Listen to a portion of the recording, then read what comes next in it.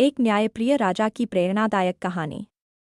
बहुत समय पहले की बात है। भारत के एक समृद्ध राज्य में एक राजा रहता था।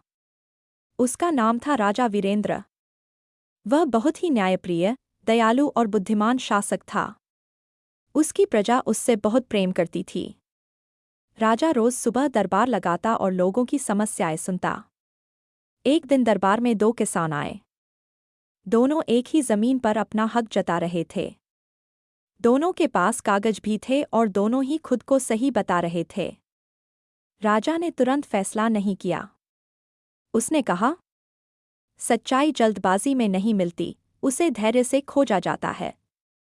राजा ने अपने सैनिकों को उस जमीन की जांच करने भेजा।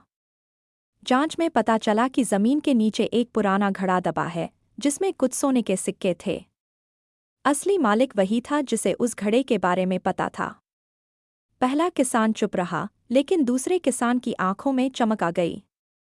उसने तुरंत घड़े का जिक्र कर दिया। राजा समझ गया कि सच्चाई क्या है। उसने जमीन पहले किसान को दे दी और दूसरे किसान को झूठ बोलने के लिए दंड दिया।